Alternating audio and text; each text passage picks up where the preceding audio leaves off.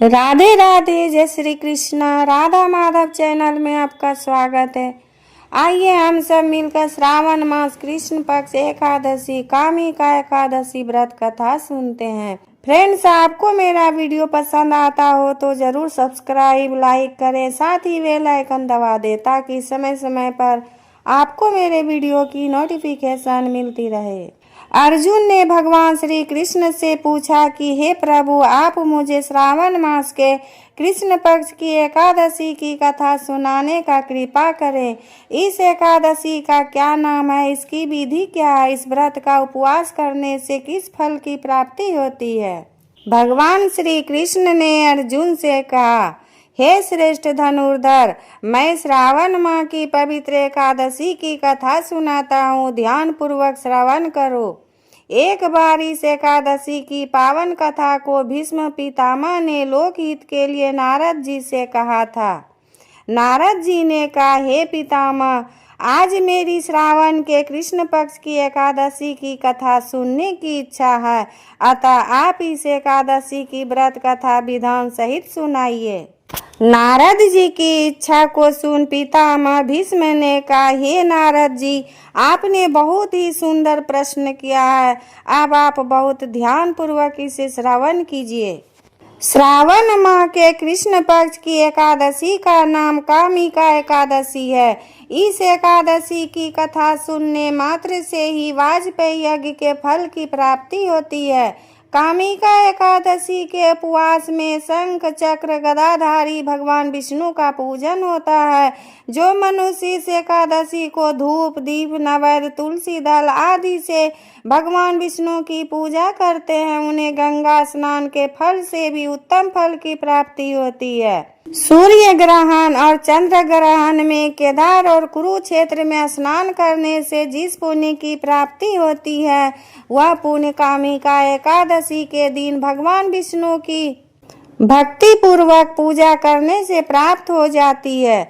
भगवान विष्णु की श्रावण माह में भक्ति पूर्वक पूजा करने का फल समुद्र और वन सहित पृथ्वी दान करने के फल से भी ज्यादा होता है। व्यतिपात में गंडकी नदी में स्नान करने से जो फल प्राप्त होता है, वह फल भगवान की पूजा करने से मिल जाती है। संसार में भगवान की पूजा का फल सबसे ज्यादा है, अतः भक्ति पूर्वक भगवान की पूजा न बन सके तो श्रावण माह के कृष्ण पक्ष की कामिका एकादशी का उपवास करना चाहिए। आभूषणों से युक्त बछड़ा सहित गौदान करने से जो फल प्राप्त होता है, वह फल कामिका एकादशी के उपवास से मिल जाता है। जो उत्तम द्विज श्रावण माह के कृष्ण पक्ष की कामिका एकादशी का उपवास करते हैं तथा भगवान विष्णु का पूजन करते हैं, उनसे सभी देव नाग किन्नर पितरी आदि की पूजा हो जाती है। इसलिए पाप से डरने वाले व्यक्तियों को विधि विधान सहित इस उपवास को करना चाहिए।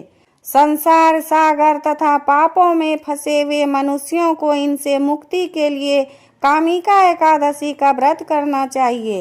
कामिका एकादशी के उपवास से सभी प्रकार के पाप नष्ट हो जाते हैं। संसार में इससे अधिक पापों को नष्ट करने वाला कोई और उपाय नहीं है। हे नारद जी, स्वयं भगवान ने अपने मुख से कहा कि मनुष्यों को अध्यात्म विद्या से जो फल प्राप्त होता है, उससे अधिक फल कामिका एकादशी का व्रत करने से मिल जाती है। इस उपवास के करने से मनुष्य को न यमराज के दर्शन होते हैं और न ही नरक के कष्ट भोगने पड़ते हैं, वह स्वर्ग का अधिकारी बन जाता है।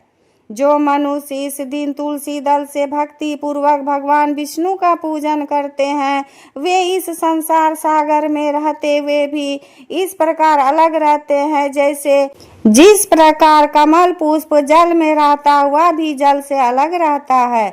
तुलसी दल से भगवान श्री हरि का पूजन करने का फल एक बार स्वर्ण और 4 बार चांदी के दान के फल के बराबर है। भगवान विष्णु रत्न मोती मणि आदि आभूषणों की अपेक्षा तुलसी दल से अधिक प्रसन्न होते हैं। जो मनुष्य प्रभु का तुलसी दल से पूजन करते हैं, उनके सभी पाप नष्ट हो जाते हैं। हे नारद जी, मैं भगवान की अति प्रिय श्री तुलसी जी को प्रणाम करता हूँ। तुलसी जी के दर्शन मात्र से मनुष्य के सभी पाप नष्ट हो जाते हैं और शरीर के स्पर्श मात्र से मनुष्य पवित्र हो जाता है। तुलसी जी को जल से स्नान कराने से मनुष्य की सभी यम यातनाएं नष्ट हो जाती हैं।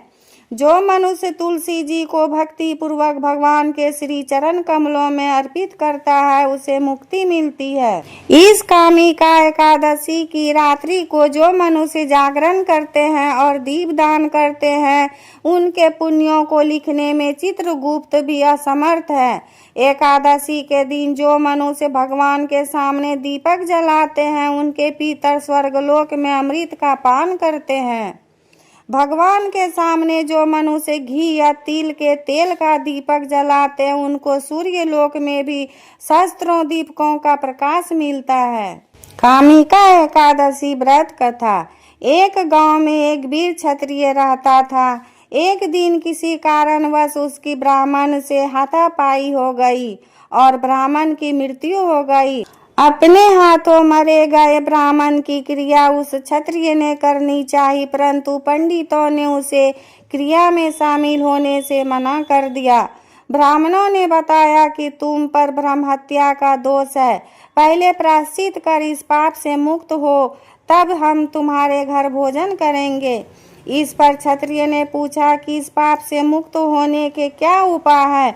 तब ब्राह्मणों ने बताया कि श्रावण माह के कृष्ण पक्ष की एकादशी को भक्ति भाव से भगवान श्रीधर का व्रत एवं पूजन कर ब्राह्मणों को भोजन करा के सद श्रीना के साथ आशीर्वाद प्राप्त करने से इस पाप से मुक्ति मिलेगी।